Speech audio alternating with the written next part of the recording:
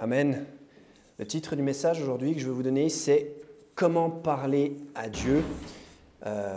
C'est un petit peu un complément de ce que j'avais prêché il y a quelques semaines au sujet de la prière. En Matthieu chapitre 8, on a un passage que j'aime beaucoup. On va relire à partir du verset 5, si vous voulez bien. « Et lorsque Jésus fut entré dans Capernaum, un centurion. » Donc un centurion, c'est un Romain, c'est un soldat romain, ce n'est pas un juif, c'est par définition un Romain, donc un gentil. Donc un centurion, un homme de guerre, vint à lui le priant et lui disant « Seigneur, mon serviteur est au lit dans la maison, malade de paralysie, grièvement tourmenté. » Et Jésus lui dit « J'irai et je le guérirai. » Et le centurion répondit et lui dit « Seigneur, je ne suis pas digne que tu entres sous mon toit, mais dis seulement une parole, et mon serviteur sera guéri. Car quoique je sois un homme sous autorité… » Donc on voit que ce centurion, il a foi en Jésus-Christ, il n'y a même pas besoin de la présence physique de Jésus-Christ sur le lieu où il y a cet homme paralysé. Il a foi que, non, dis seulement une parole, juste ta parole le guérira. Donc on voit la foi de ce centurion, et qui va être remarqué par le Seigneur Jésus. Bien sûr, la Bible dit « mais sans la foi, il est impossible de lui plaire ». Et on voit il parle à Jésus, donc il demande de guérir son serviteur, et il lui dit « dis seulement une parole, et mon serviteur sera guéri ». Verset 9 « Car quoique je sois un homme sous autorité, j'ai sous moi des soldats. Et je dis à l'un « va », et il va, et à l'autre « viens », et il vient, et à mon serviteur « fais cela », et il le fait. Quand Jésus entendit cela, il s'émerveilla et il dit à ceux qui le suivaient, je vous dis en vérité que je n'ai point trouvé une si grande foi, non pas même en Israël. » Il y a énormément de choses contenues dans ce passage, mais c'est vraiment intéressant comme ce centurion s'adresse au Seigneur, donc il lui témoigne une grande foi par sa bouche. Il lui dit « Non, tu n'as pas besoin de venir, je ne suis même pas digne que tu entres chez moi, mais dis seulement et il sera guéri. » Et on voit qu'ensuite, le Seigneur Jésus lui dit « Va et qu'il te soit fait selon que tu as cru ». Et c'est vraiment intéressant. Et il dit à Jésus « Non, tu n'as pas besoin de venir, viens, dis juste une parole, ce que tu veux, dis « Sois guéri » ou peu importe. Et il le sera parce que moi-même, je suis un homme qui a sous son autorité Il raconte sa vie un peu à Jésus. Il lui raconte moi je sais que tu as de l'autorité sur la maladie de mon serviteur, tu as l'autorité sur tout. Il reconnaît que cet homme est divinement puissant et il implore sa puissance, il demande pour sa puissance. C'est une prière, il parle avec le Seigneur, il parle avec Dieu en personne, là dans ce passage. Et il invoque sa grande puissance et il lui dit « Seigneur, moi aussi je suis un homme d'autorité, j'ai des soldats sous mon autorité, je dis à l'un viens et il vient, je dis à l'autre va et il va, fais ça et fais cela. Je sais ce que c'est l'autorité. Et je sais que toi, tu as l'autorité sur ces choses-là. » Et c'est vraiment un passage très intéressant pour cette raison, entre autres. Et je dis bien entre autres. Et en ce début d'année, puisqu'on peut toujours dire qu'on est au début de l'année à peu près, même si le temps passe vite, on parle beaucoup de prière. Notre pasteur a prêché récemment sur la prière efficace, fervente prière efficace de l'homme juste. Il a prêché sur la prière et moi-même prêché sur la prière l'autre jour. Et je pense que si Dieu nous pousse à parler de ça, c'est parce que si on veut accomplir en 2025 tout ce qu'on pense que Dieu veut, tout ce qu'on croit que Dieu veut nous faire accomplir, je pense qu'il va falloir prier plus en 2025 qu'on n'a jamais prié dans notre vie. Pour les objectifs du groupe, et on a besoin de lui, on a littéralement besoin qu'il vienne nous aider. J'espère que vous êtes au courant de ça. Donc, la dernière fois, j'avais parlé de la prière. J'espère que je vous avais illustré quand même l'intérêt de la prière et que je vous avais motivé à prier plus, et de vraiment croire en ça. Hein, je vous rappelle qu'on avait vu dans le message précédent que Dieu veut qu'on prie. Il veut qu'on lui demande des choses. Il veut qu'on vienne à lui pour lui demander des choses, parce que c'est lui qui possède toutes choses. Donc, c'est à lui qu'il faut aller s'adresser. Que prier spécifiquement dans la communication avec Dieu, c'est le fait de lui demander des choses, d'implorer pour des choses, de supplier pour des choses, mais de demander d'une manière ou d'une autre. Et que la prière, c'est tellement puissant, le fait de demander quelque chose à Dieu, on a vu que ça pouvait faire changer Dieu d'avis. Donc ça, c'est absolument phénoménal. Et que Dieu, visiblement, veut répondre à nos prières. Il veut répondre à nos prières, il veut faire quelque chose pour l'homme. Je vous rappelle que le monde existe, que Dieu a créé pour l'homme et nous a donné toute l'autorité sur toutes ces choses. Donc c'est la preuve vraiment physique, vous pouvez voir que Dieu visiblement veut faire quelque chose de bon pour l'homme. J'espère que vous avez retiré ça du dernier message. Et le message aujourd'hui, c'est comment parler à Dieu. On a chacun nos façons de parler à Dieu, mais moi je vais vous donner quelques pistes aujourd'hui, parce que si on veut obtenir des choses de Dieu, et on ne va pas se voiler la face, on a tous besoin d'obtenir des choses de Dieu, et il ne faut pas avoir honte de le dire, c'est un privilège de pouvoir obtenir des choses de sa part, et on a tous besoin d'obtenir des choses de Dieu. Ce centurion, dans le chapitre qu'on a lu, il a bien identifié qu'il avait besoin d'obtenir la guérison du Seigneur pour son serviteur. Il a intercédé pour son serviteur et on voit bien que Dieu, on a besoin de lui. Ce centurion, il a identifié qu'il avait besoin de Dieu. Et nous, si on veut absolument faire en 2025 tout ce qu'on croit qu'on doit faire, tous ces saluts, bien sûr, c'est Dieu qui va nous donner tout ça. Alors, il faut lui demander ces choses. Et voilà. Donc, si on veut obtenir des choses de Dieu, c'est-à-dire que Dieu veut qu'on vienne lui parler, qu'on vienne lui demander des choses, il est important qu'on étudie un petit peu cette idée de comment lui parler à Dieu. Et je pense que c'est quelque chose d'assez simple que je prêchais aujourd'hui, mais assez fondamental. Je pense même qu'un enfant, il peut apprendre ça et savoir comment obtenir des choses de Dieu très jeune. Je pense que c'est quelque chose d'assez facile, en fait. Parce que l'idée, quand on invoque notre Dieu, quand on invoque l'Éternel, c'est de pouvoir obtenir des choses de lui. Donc, ça, c'est ce qu'on a vu dans le message précédent, hein, que visiblement, on peut obtenir bien des choses différentes. Et le pasteur, bien sûr, je vous invite à écouter son sermon sur la prière également. Donc, comment parler à Dieu? Donc, l'idée, c'est que la conversation, parce que si on lui parle, c'est dans le contexte d'une conversation. Une conversation, je vous rappelle, doit aller dans les deux sens. Par exemple, comme moi je parle avec ma femme, je parle un petit moment, après peut-être un long moment, puis après elle parle aussi, elle parle un petit moment, après je reparle un petit moment, on parle les deux, même si elle n'a pas forcément cette impression, on parle les deux en fait, les deux doivent parler. Hein. Avec Dieu c'est pareil, il nous parle et ensuite on lui parle aussi. Et il veut qu'on lui parle, il veut qu'on ouvre notre bouche et qu'on lui parle littéralement. Et c'est une conversation il faut deux personnes au moins, et c'est un échange. Hein. Il parle un moment, vous parlez un moment. Il parle un moment, vous parlez un moment. Et donc, aujourd'hui, Dieu nous parle principalement, presque exclusivement 100%, à travers sa parole. En Hébreux 4, verset 12, vous pouvez tourner en Hébreux 4, verset 12. Dieu nous parle à travers sa parole. Hein, on va parler en termes simples. C'est la façon dont Dieu nous parle. Et comment Dieu peut nous parler à travers ce livre? La Bible nous le dit.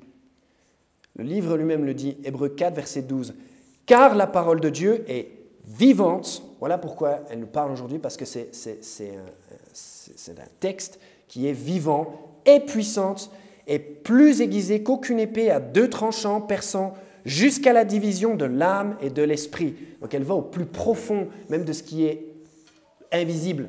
Notre âme, notre esprit, j'ai jamais vu à quoi ça ressemblait moi. Et des jointures de la moelle et une critique des pensées et des intentions du cœur. Donc en fait, la parole de Dieu, elle est vivante. Donc quand vous la lisez, Dieu vous parle. C'est la parole de Dieu, c'est-à-dire que Dieu parle à travers ce livre. Et Il y a bien des choses à dire là-dessus, mais vous voyez que la Bible dit, comme dans ce verset 12, qu'elle est une critique des pensées, des intentions du cœur.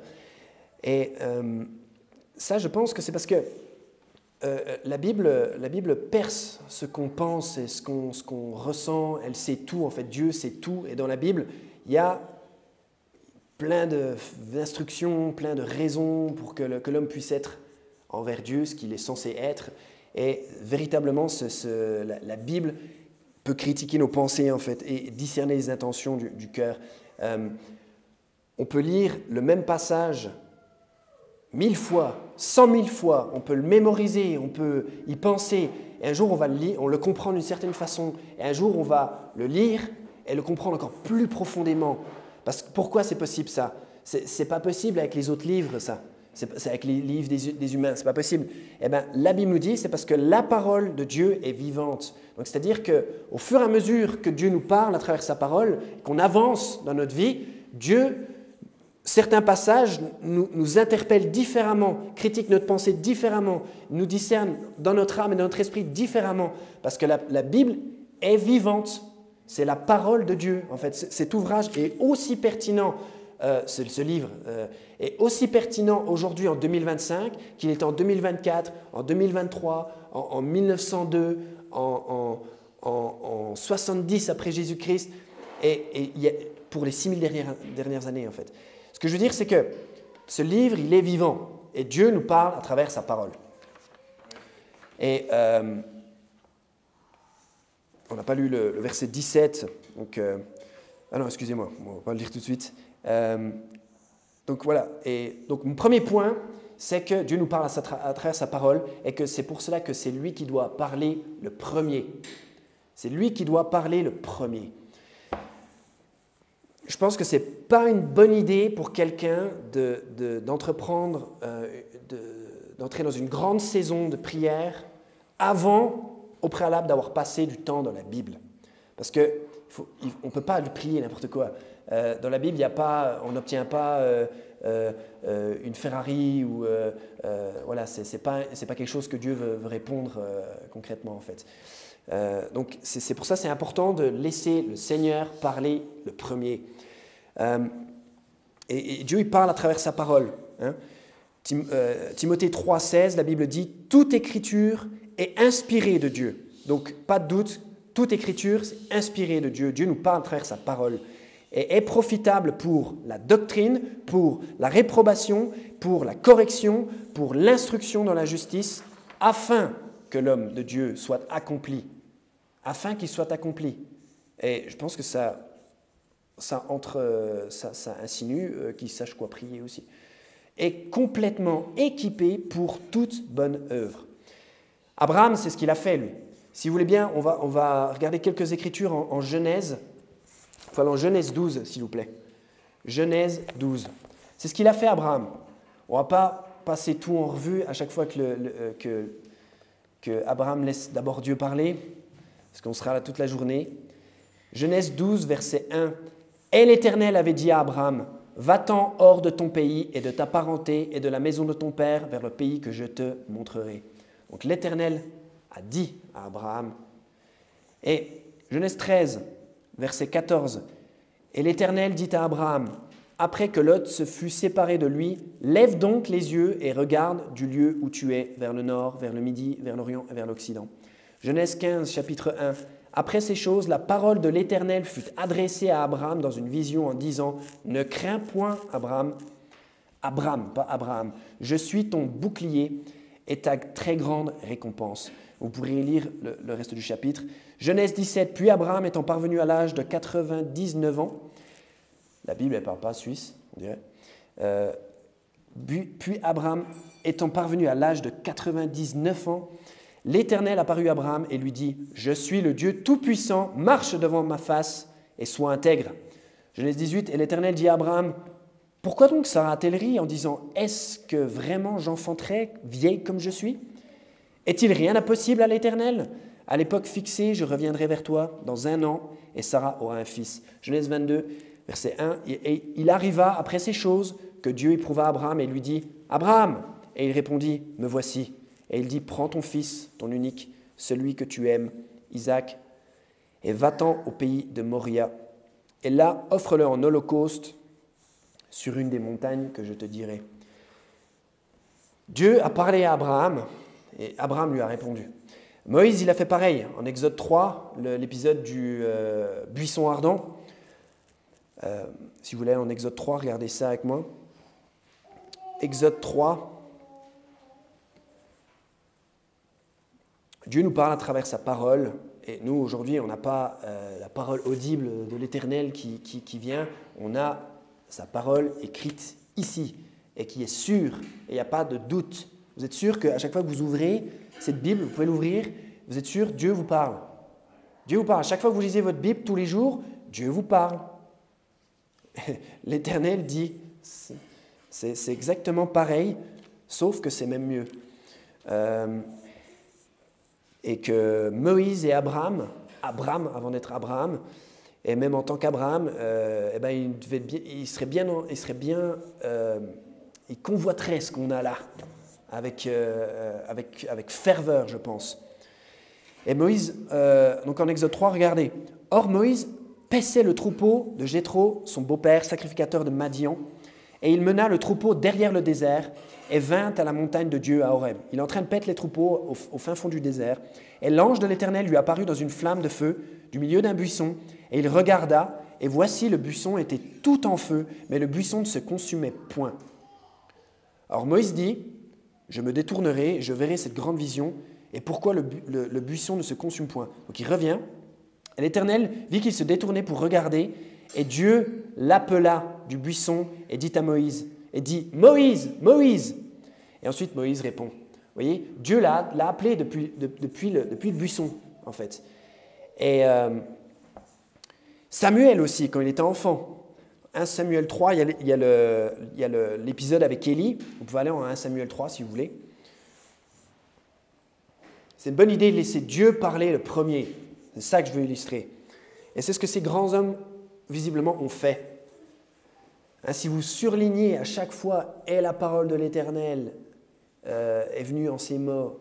L'Éternel a dit, l'Éternel a dit, l'Éternel a dit. » 1 Samuel chapitre 3. Quand Samuel était tout petit, quand il était enfant, 1 Samuel 3, verset 1, « Or, le jeune Samuel servait l'Éternel en présence d'Élie. Et la parole de l'Éternel était rare en ces jours-là. Et les visions n'étaient pas communes. » Vous voyez, ils n'avaient pas ce qu'on a, nous. Il y avait une sécheresse, il y avait une incertitude, il y avait un grand besoin qui n'était pas assouvi, vous voyez. Et on comptait sur les visions, sur les choses comme ça. Aujourd'hui, vous savez, les pentecôtistes, ils disent « Ah, moi j'ai reçu quelque chose, j'ai reçu une vision, j'ai reçu une parole de connaissance. » Moi aussi, je préfère largement la mienne. Et verset 2, 1 Samuel 3, verset 2. « Et il arriva un jour qu'Élie était couché en son lieu. Or, ses yeux commençaient à se tenir et il ne pouvait plus voir. La lampe de Dieu n'était pas encore éteinte et Samuel était couché dans le temple de l'Éternel où était l'arche de Dieu. Alors l'Éternel appela Samuel et il répondit « Me voici. » Et il courut vers Élie. Il croit que c'est Élie qui l'appelle. Et il lui dit « Me voici car tu m'as appelé. » Mais Élie dit « Non, je n'ai point appelé. Retourne-t'en et couche-toi. » Et il s'en alla et se coucha. Et l'Éternel appela encore Samuel. Et Samuel se leva et s'en alla vers Élie et dit « Me voici, car tu m'as appelé. Élie, tu m'as appelé. » Et Élie dit « Mon fils, je n'ai point appelé, retourne-t'en et couche-toi. » Or Samuel ne connaissait point encore l'Éternel, et la parole de l'Éternel ne lui avait point encore été révélée. Et l'Éternel appela encore Samuel pour la 3e fois. Et il se leva et s'en alla vers Élie et dit « Élie, me voici, car tu m'as appelé. » Et Élie, à ce moment-là, comprend qu'en fait, c'est l'Éternel qui est en train d'appeler cet enfant.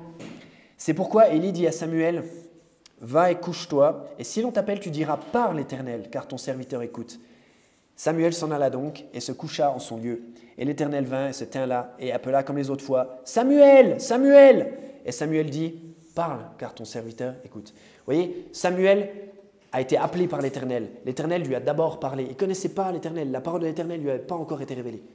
Et l'Éternel a d'abord parlé. dans Jérémie, on ne va pas faire le tour de Jérémie non plus. Vous pouvez aller en Jérémie, chapitre 1, s'il vous plaît. Comment parler à Dieu? L'idée, c'est d'avoir une conversation avec Dieu, de lui demander des choses. Donc on voit que la conversation doit aller dans les deux sens. Pour l'instant, on voit le premier sens, c'est que Dieu parle le premier. C'est une bonne idée de laisser Dieu parler en premier. C'était une bonne idée pour Samuel, pour Abraham, pour Moïse. Et pour Jérémie, regardez, Jérémie chapitre 1, verset 4. « La parole de l'Éternel me fut adressée en ces mots. » Ce n'est pas d'abord Jérémie qui demande tout un tas de choses. C'est d'abord « La parole de l'Éternel me fut adressée en ces mots. » Avant que je te formasse dans le sein de ta mère, je t'ai connu. Avant que tu sortisses de son sein, je t'ai sanctifié, je t'ai établi prophète pour les nations. Au passage, ce verset prouve qu'un bébé il est vivant et il est connu de Dieu dans le ventre de sa mère. D'accord? Et la Bible là, il dit « Avant que je te formasse dans le sein de ta mère », ça veut dire que c'est Dieu qui forme. Peut-être que vous n'avez pas reconnu le verbe là, mais c'est former le verbe. C'est Dieu qui façonne et qui forme les êtres humains dans l'utérus des mères. C'est lui qui donne la vie. Et ça veut dire que l'avortement, c'est absolument abominable. Parce que cette personne-là était prévue par Dieu pour être un prophète avant même qu'il le formasse dans l'utérus de sa mère. Il l'a connu avant même qu'il le forme. Avant que je te formasse dans le sein de ta mère, je t'ai connu. Et l'avortement, c'est un meurtre. C'est clair que c'est un meurtre.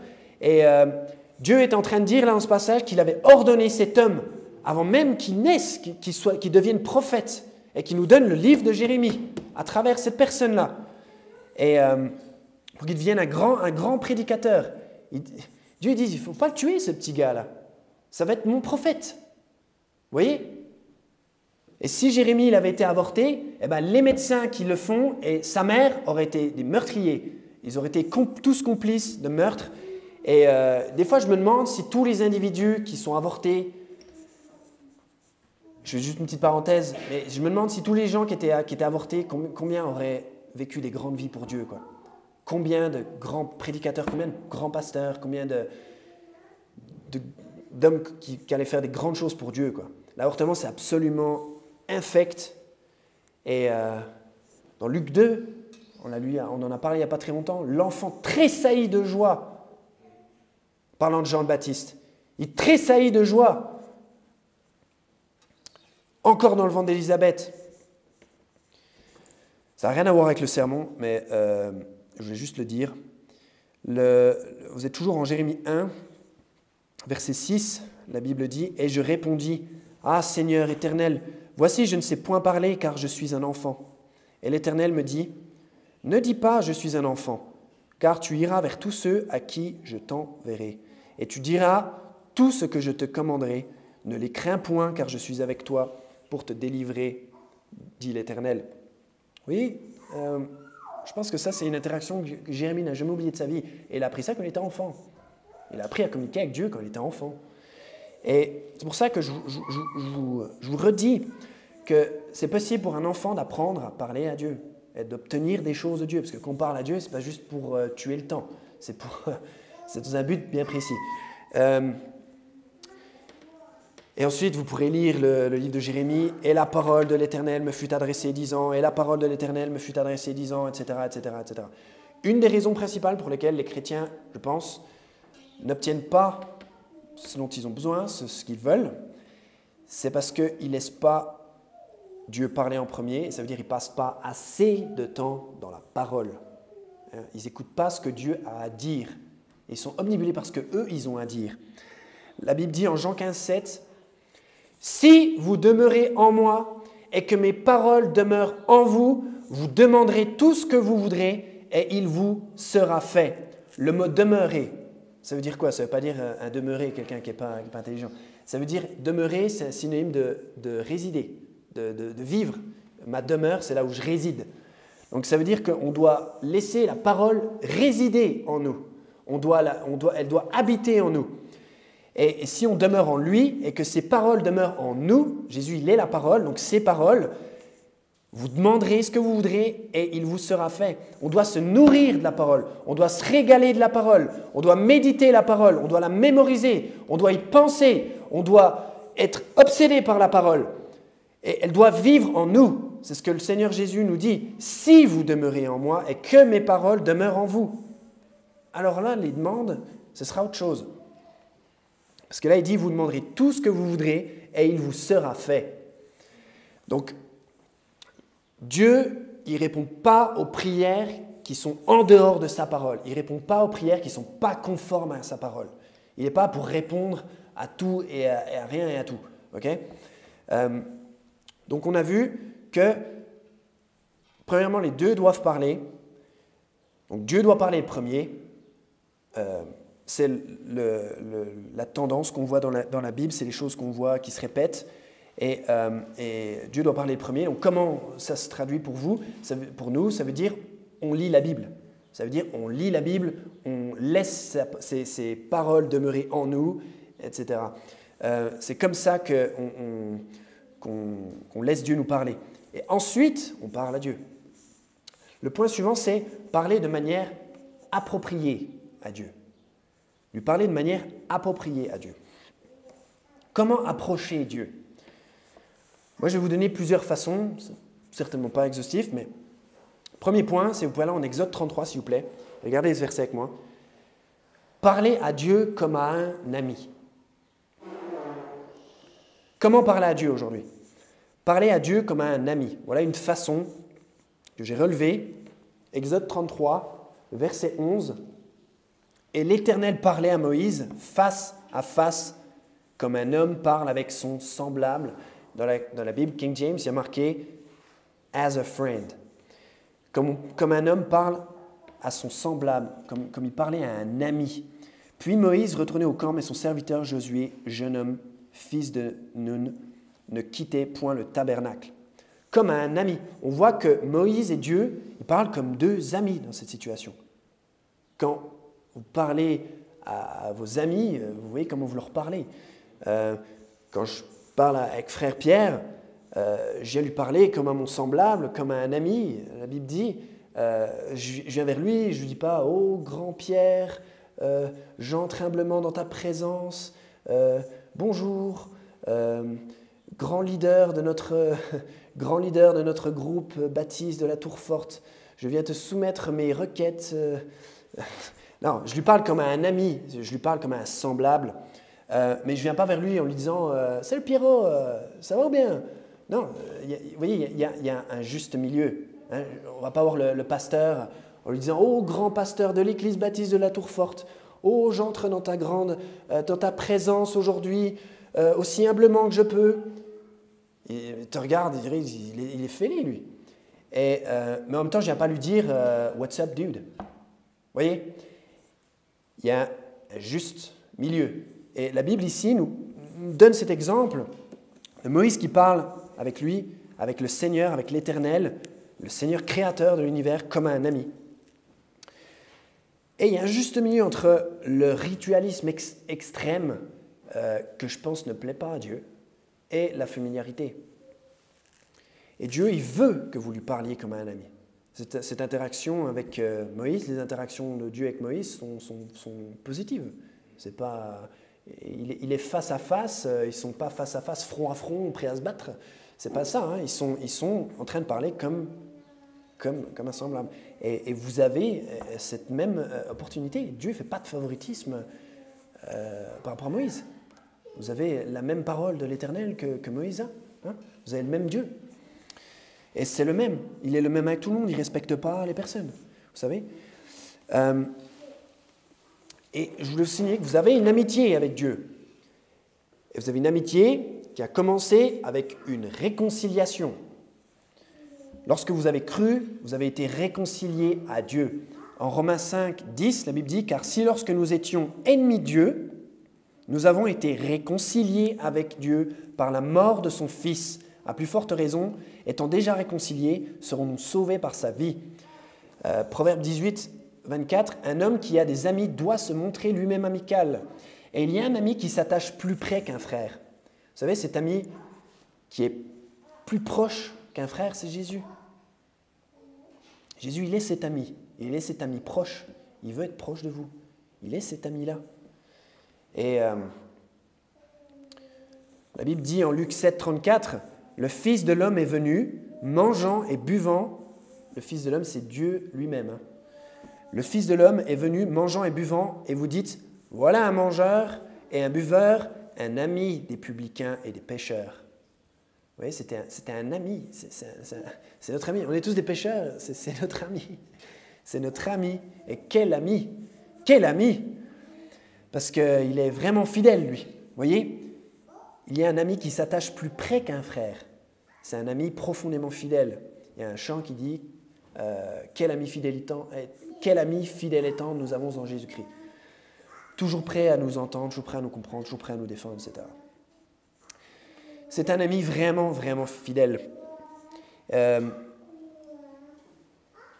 En Hébreux 13, voilà le genre de fidélité. Verset 5, « Que votre conduite soit sans convoitise et soyez contents de ce que vous avez, car il a dit, je ne te laisserai jamais, ni ne t'abandonnerai. » Voilà ce genre d'amis. Vous avez eu des amis dans vos vies, après c'est plus vos amis, et puis après vous avez d'autres amis. Bon, des fois c'est pour le meilleur, mais là vous avez un ami pour la vie. Vous avez un ami pour l'éternité.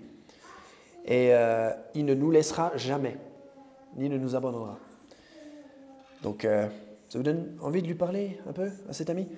Jean 15, verset 13. « Nul n'a un plus grand amour que celui qui donne sa vie pour ses amis.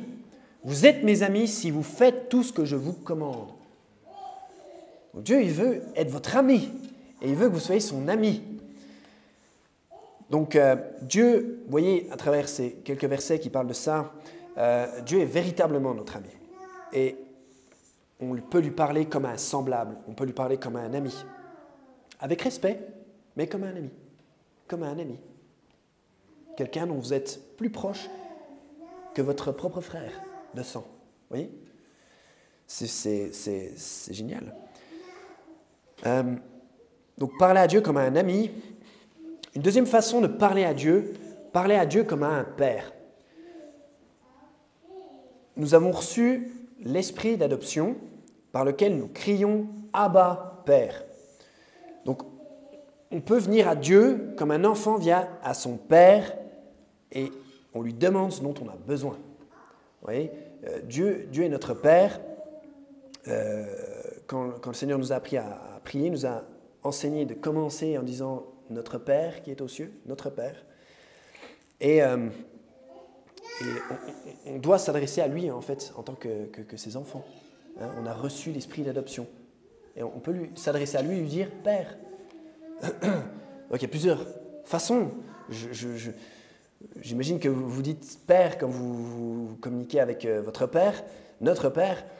On vient à lui en plusieurs cas de figure différents. On peut lui dire « S'il te plaît, Père, s'il te plaît, Père, j'ai besoin que tu m'aides. » On peut lui dire « Tu vois, Père, là, j'ai besoin que tu m'aides, j'ai besoin que tu interviennes. » On peut être dans une dynamique de supplication. On Père, on est dans la panique. On peut simplement parler à son Père et lui dire « Tu vois, Père, je ne sais pas moi comment je vais payer ça.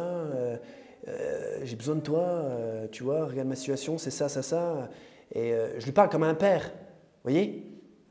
Et Dieu, il est là pour écouter ce qu'on va lui demander et ce qu'on pense, ce qu'on croit qu'il peut faire pour nous. C'est ça qui l'intéresse. Vous voyez ce que je veux dire? Donc, Dieu, il veut qu'on lui parle comme un père, comme un Abba Père.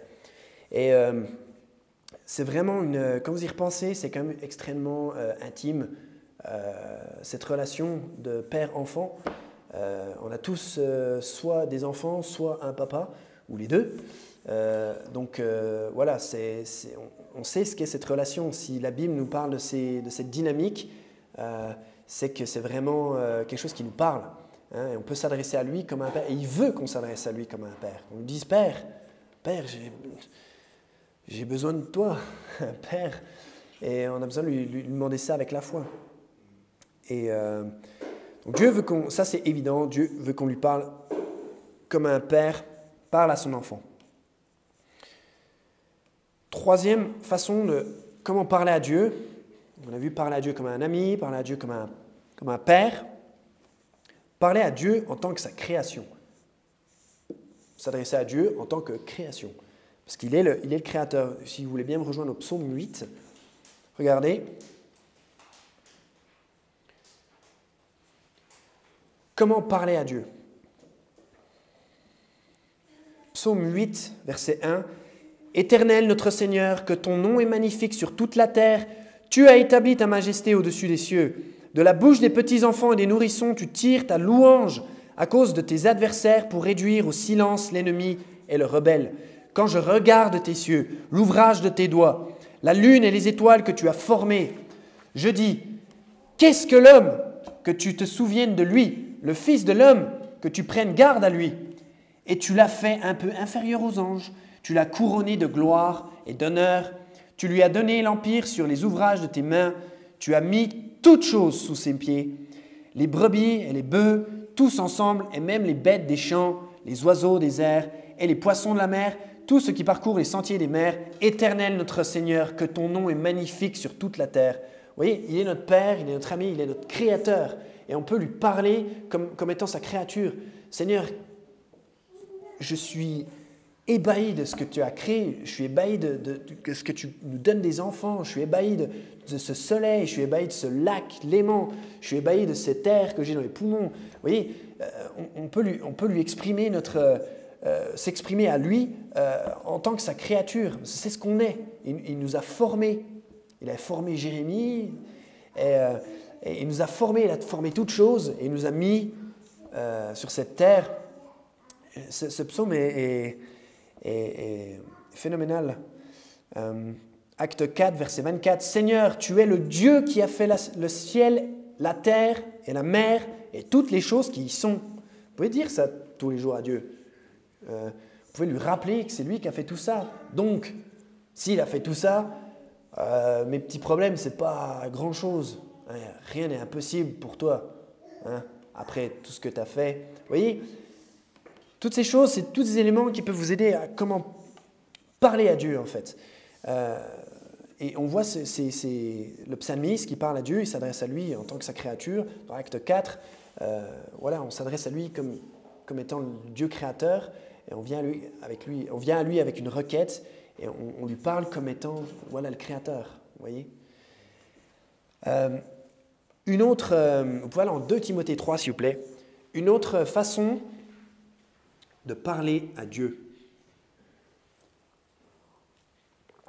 Moi, ce que je veux simplement avec ce message, c'est que vous puissiez parler à Dieu et que vous puissiez, qu'il puisse faire ce qu'il aime faire tant pour nous, c'est-à-dire nous donner des choses dont il dispose.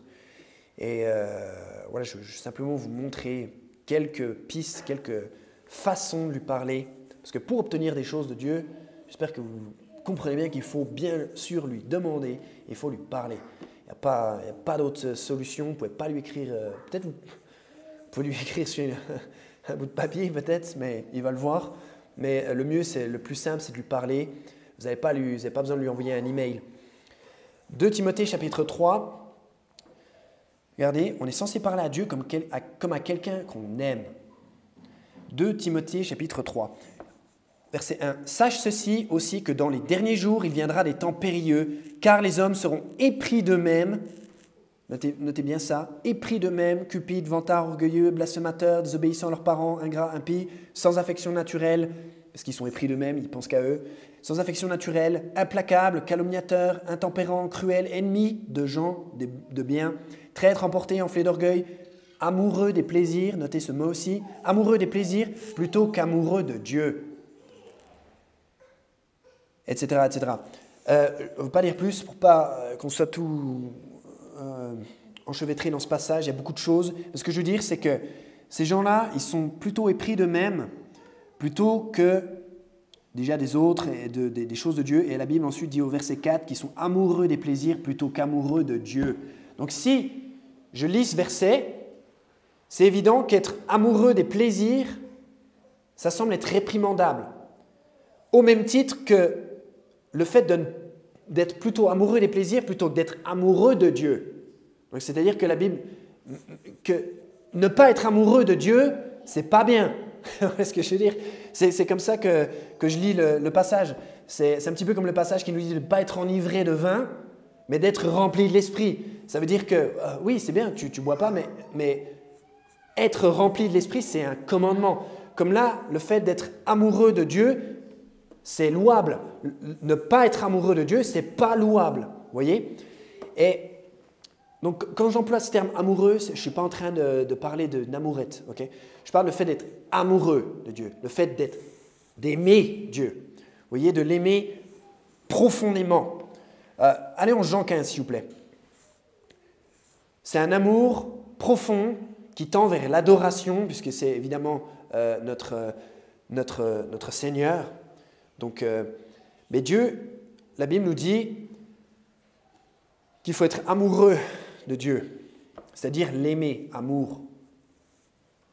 Jean 15, on a ce passage très connu. Jean 15, verset 15.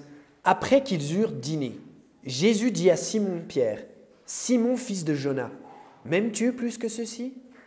Pierre répondit, « Oui, Seigneur, tu sais que je t'aime bien. » Jésus lui dit, « Paie mes agneaux. » Verset 16, il lui dit encore une seconde fois, « Simon, fils de Jonas, m'aimes-tu » Pierre lui répondit, « Oui, Seigneur, tu sais que je t'aime bien. » Jésus lui dit, « Paie mes brebis. » Et il lui dit pour la troisième fois, « Simon, fils de Jonas, m'aimes-tu bien ?» Pierre fut attristé de ce qu'il lui avait dit pour la troisième fois, « M'aimes-tu bien ?» Et il lui dit, « Seigneur, tu connais toutes choses, tu sais que je t'aime bien. » Et Jésus lui dit, « Paie mes brebis. » Vous savez, c'est un passage très intéressant. J'aime bien comme c'est phrasé. Parce que Dieu, il veut qu'on l'aime. Mais Dieu, il veut qu'on l'aime bien. Vous voyez ce que je veux dire? C'est-à-dire qu'on aime, on doit aimer Dieu avec la plus haute révérence. Mais, vous voyez, en lisant la parole, j'aime le Seigneur. Mais aussi, j'aime bien comme il est. Je l'aime bien. Vous voyez ce que je veux dire? J'aime sa façon d'être. J'aime même quand je lis le livre de Révélation, le livre d'Apocalypse à la fin, et toutes les choses qui ne sont pas forcément très, très réjouissantes, eh ben, j'aime ce que Dieu fait. J'aime bien ce qu'il dit, j'aime bien ce qu'il fait. Et bien sûr, il y a ce parallèle avec le fait que Pierre, je ne suis pas là pour parler de ça, mais Pierre a renié le Seigneur Jésus 3 fois exactement comme le Seigneur Jésus avait dit qu'il allait le faire. Mais ce passage, il m'interpelle de cette façon que le Seigneur Jésus, il veut qu'on l'aime bien d'une manière intime. On aime bien qui il est. Vous comprenez la différence quand je dis, c'est pas, vous êtes amoureux de quelqu'un, vous lui dites, moi je t'aime, puis elle fait, moi je t'aime bien. Là c'est nul, quoi. On est un peu déçu. Non, là c'est aimer bien au sens de, on a de l'affection. Vous voyez ce que je veux dire? On aime cette personne. Est-ce que vous comprenez le jeu de mots un peu? C'est le fait de bien aimer le Seigneur, vous voyez?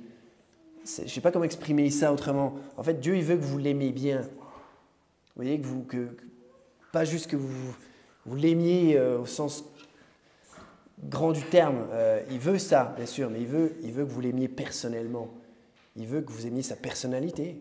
Il veut que vous aimiez ce qu'il dit, comment il parle, comment il dit les choses, ce qu'il fait, je ne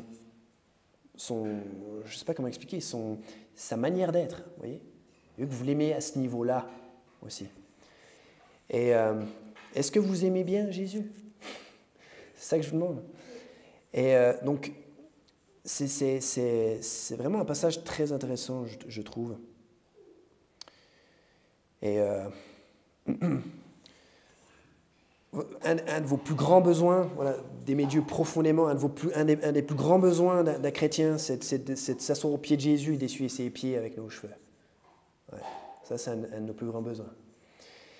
Et Dieu, il veut que vous ayez une tendre affection vers lui, que vous soyez absolument fasciné par lui, épris de lui, si vous voulez, que vous soyez amoureux de lui plutôt qu'amoureux des plaisirs, et que vous l'aimiez bien.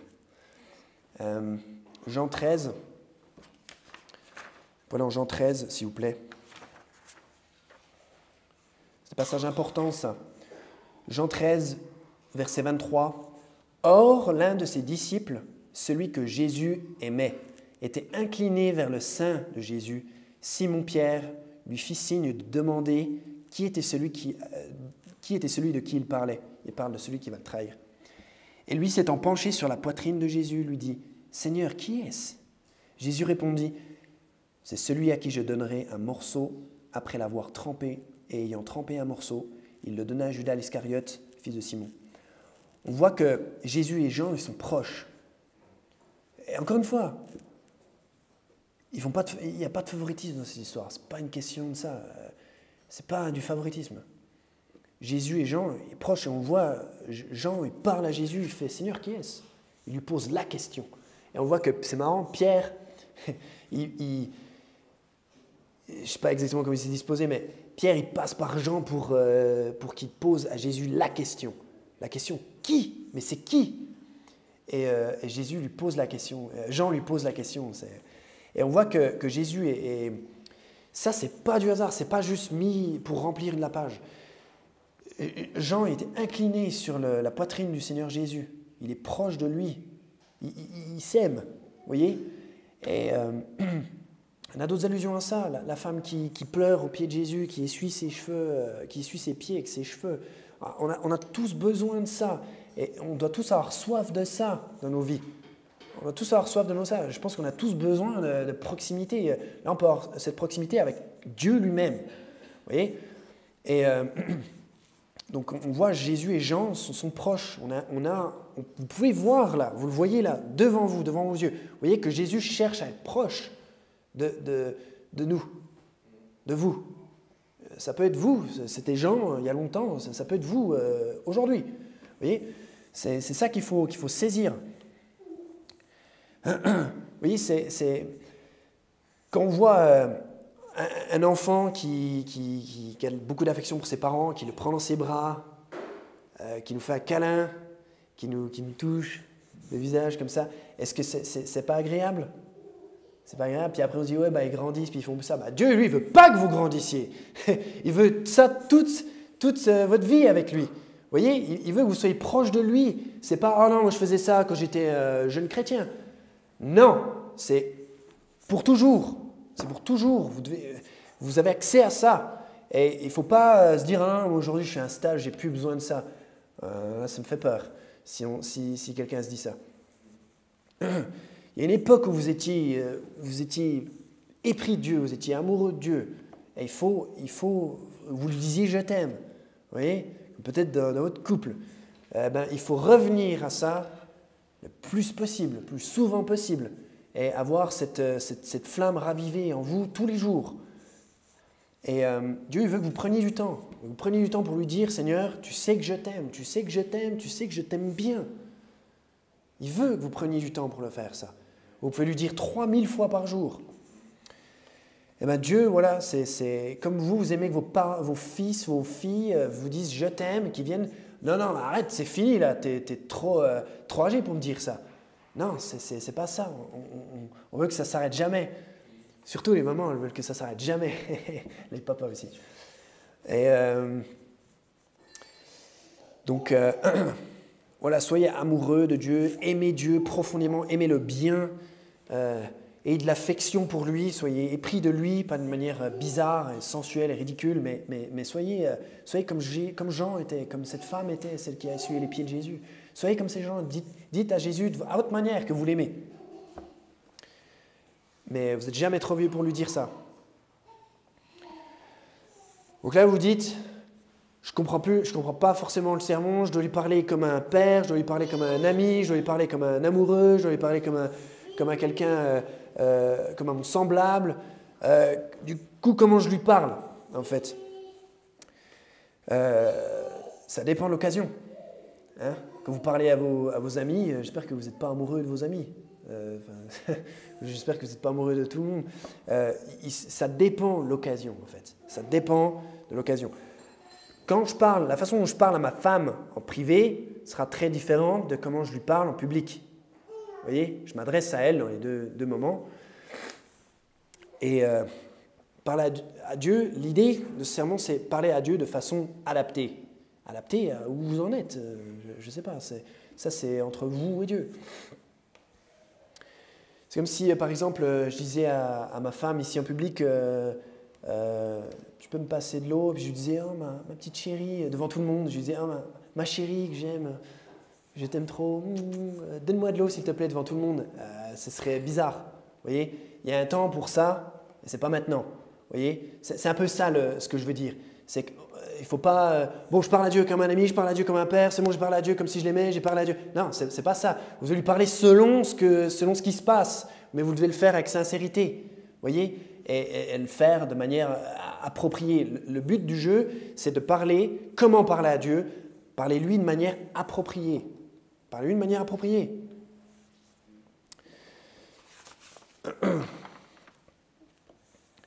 Donc ça dépend directement de votre marche avec lui. Donc la chose la plus importante, c'est de marcher avec lui, d'être proche de lui.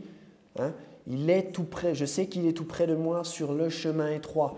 Il veut dire quoi ce texte, cette chanson? Qu'est-ce qu'elle veut dire? Elle veut dire que quand on a sa parole et qu'on fait sa parole, la Bible dit qu'il est tout près de toi, sur le chemin étroit. C'est là qu'il est. Il vous parle et vous lui parlez. Il vous parle à travers sa parole et vous lui parlez. Un coup, c'est l'heure de lui parler comme un ami. Un coup, c'est l'heure de lui parler comme à quelqu'un que vous aimez profondément. À un moment, et là, il vous parle et là, vous lui répondez comme un père, etc. Ça dépend de l'occasion. C'est à vous de savoir ça. Et plus vous marchez avec lui, plus vous êtes sur le chemin étroit avec lui, plus il vous parle à travers sa parole, et moi, vous allez tomber dans un ritualisme presque des fois absurde. Je connais quelqu'un qui vous voit Dieu. Pas parce qu'il a tellement peur. Il est sauvé, mais il le vous voit. On pourrait se dire, oui, c'est une marque de respect, mais lui, il fait ça parce qu'il ne vit pas la vie chrétienne, malheureusement. Et il est très loin de Dieu. Vous voyez, si vous marchez avec lui et que qu'il vous parle, que vous lui parlez, que vous avez une vraie relation avec lui, vous allez savoir quand user d'être formel et quand être plutôt familier avec votre père, avec votre ami, avec peu importe. Vous voyez ce que je veux dire? Ça dépend de votre marche.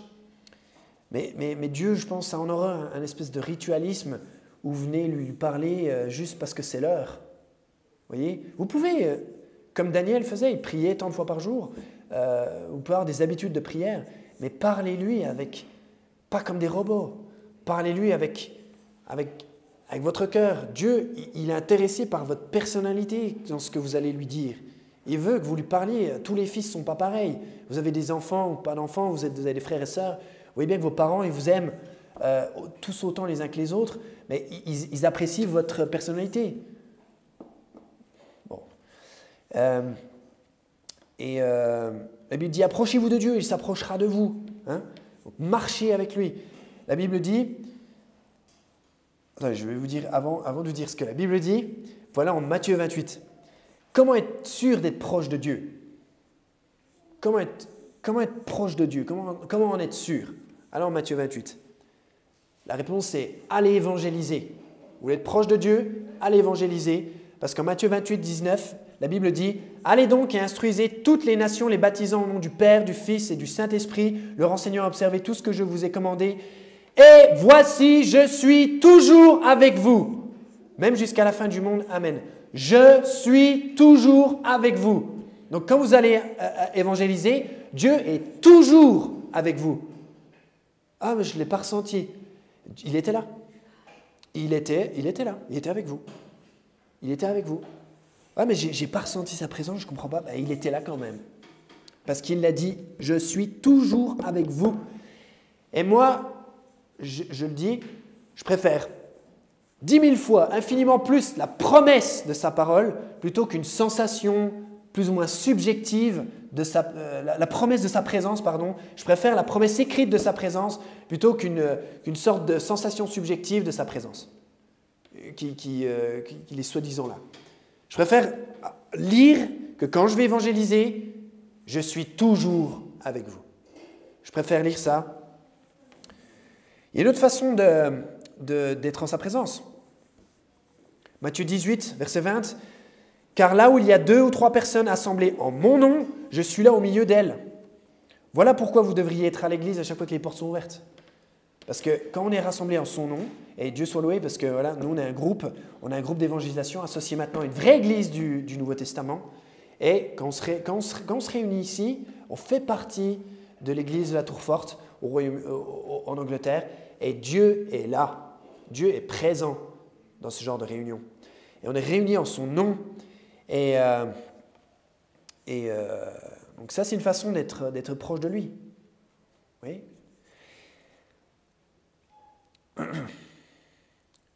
Jean 15, on l'a lu tout à l'heure. Non, on ne l'a pas lu tout à l'heure. On a lu un passage dans Jean 15, verset 14. Jean 15, 14. Vous êtes mes amis si vous faites tout ce que je vous commande. Donc vous voulez être proche de lui, faites ce qu'il nous commande. Vous obéissez au commandement jusqu'à ce que vous receviez un nouveau commandement. Combien de temps on évangélise? Jusqu'à ce qu'on nous dise d'arrêter. Et ce n'est pas prévu. Vous voyez? Vous obéissez toujours au commandement, à ce commandement-là, en fait, jusqu'à nouvel ordre, comme on dit. Voilà, vous évangélisez jusqu'à nouvel ordre. Et ça fait longtemps que ça dure, et je vous dis, ça va continuer jusqu'au bout. Comment être proche de lui? Le pasteur, je vous invite à écouter son sermon, une façon d'être proche de lui, pour pouvoir obtenir nos prières. Pour obtenir de lui, Jacques 5, verset 16, la fin du verset, la prière fervente et efficace d'un homme juste vaut beaucoup. Voilà une prière qui vaut du poids. Donc soyez juste, soyez juste. Si vous êtes mes amis, si vous faites ce que je vous ai commandé. Si vous lisez votre Bible, si vous marchez avec lui, si vous lui obéissez, si vous vous humiliez devant lui, dans la sincérité de votre cœur, Dieu, il veut répondre à vous. Si vous le parlez comme à un ami, on a vu, si vous le parlez comme à un père, comme à quelqu'un que vous aimez, vous obtiendrez les désirs de vos cœurs. Dieu, il veut vous parler. Donc, vous voyez, nos enfants, ils maîtrisent ça. Si, par exemple, mon fils, il me demande à boire. De l'eau, de l'eau, de l'eau, de l'eau, de l'eau, de l'eau, de l'eau, de l'eau, de l'eau. Il demande 50 fois. Et puis que ce n'est pas quelque chose, une urgence vitale où il est en train de mourir de soif, c'est un peu agaçant. Alors que quand il vient, il demande de l'eau qui pique, qu'il le demande avec une certaine façon. Il ne faut pas parler à Dieu comme ça, c'est pas ce que je suis en train de dire, mais il y a certaines façons de demander les choses de manière appropriée, et Dieu veut qu'on progresse là-dedans, qu'on maîtrise cet art. Et on veut répondre à nos enfants quand ils nous demandent gentiment. Et vous pouvez voir dans ce groupe toutes les bonnes choses que Dieu a fait déjà pour nous. Peut-être on a prié pour certaines, je sais qu'on a prié pour certaines des choses qui nous sont arrivées d'en haut. Ou peut-être des fois pas. Hein. Peut-être le Seigneur a répondu à des prières qu'on n'a même pas soumises. Mais vous voyez, maintenant on fait partie d'une église. Vous voyez, moi ça me rassure. Je me dis que dans ce groupe, il y en a qui savent parler à Dieu. Et que je vois tout ce qu'on a traversé avant qu'on soit un groupe. On avait d'autres espoirs et puis voilà, ça ne s'est pas passé comme ça. Et Dieu nous a donné quelque chose, on a prié pour ça. Et il faut persévérer en fait, il faut persévérer. Et la Bible dit de toute façon que même si on n'aime pas ces choses-là de manière individuelle, tout concourt pour le bien de ceux qui aiment Dieu, de ceux qui sont les appelés selon son dessein. Tout concourt pour le bien. Même si individuellement, ça j'ai pas trop aimé, ça non plus, mais tout concourt pour le bien. Vous voyez, au final, ça donne quelque chose de bien. C'est comme une recette. Vous voyez, vous aimez les cookies, ouais, mais dans les cookies, il y a du bicarbonate de soude, il y a du sel. Si vous prenez ces choses-là individuellement, vous n'allez pas trouver ça bon. Vous voyez ce que je veux dire? Mais quand c'est ensemble, ça donne un cookie, et ça, on aime bien. Vous voyez, tout concourt pour le bien. Je ne sais pas si c'est ce qu'ils apprennent à l'école biblique, mais voilà, dans Romains 8, ce qui est évoqué, c'est ça, c'est que tout concourt pour le bien. Ça ne veut pas dire que toutes les choses qui vont nous arriver seront des choses bonnes, que ça va faire plaisir, mais tout concourra ensemble pour le bien. ensemble, ça donnera quelque chose de bien. Donc voilà, on a vu, c'était le message « Comment parler à Dieu ». J'espère que ça vous a donné quelques pistes sur comment parler à Dieu. Et rappelez-vous voilà, de lui parler aussi souvent que vous voulez. La Bible dit « Priez sans cesse ». Hein, rappelez-vous que si vous voulez obtenir des choses de Dieu, il faut savoir comment lui parler. Il faut lui parler, vous devez lui parler tous les jours et il veut vous exaucer. Il faut savoir quoi lui dire, il faut savoir comment lui parler. Il faut lui parler comme à un père, comme à un ami, comme à un semblable, comme à quelqu'un que vous aimez, comme à quelqu'un que vous aimez bien. Et il veut ça. Et j'espère que vous voulez aussi. Prions. Dieu, Seigneur Dieu, merci pour cette opportunité qu'on a de se rapprocher de toi, Seigneur, et de pouvoir venir te demander des choses au bord de ton trône. Seigneur, merci parce que tu veux nous donner ces choses. Et on demande ces choses, elles sont gratuites, c'est toi qui les donnes, Seigneur, tu disposes de chaque chose. Seigneur, merci pour la prière, merci pour cette marche qu'on peut avoir avec toi, Seigneur. Et Seigneur, je veux te dire depuis ici que tu sais qu'on t'aime et qu'on t'aime bien, Seigneur, et on aime qui tu es, Seigneur, et qu'on veut apprendre plus de toi, Seigneur. On veut savoir qui tu es, Seigneur, de plus en plus, et pour savoir toujours mieux comment te parler. Et merci parce que tu nous laisses te parler, t'exprimer ce qu'on a à dire, Seigneur, et tu sais ce qu'on va dire avant qu'on le dise.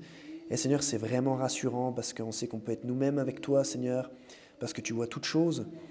Et s'il te plaît, nous approfondir cette marche avec toi, Seigneur, cette communion, Seigneur, et qu'on puisse se préparer pour l'éternité, Seigneur. On sera en communion avec toi en personne, Seigneur. Et je te remercie vraiment pour ces belles choses que tu mets devant nous.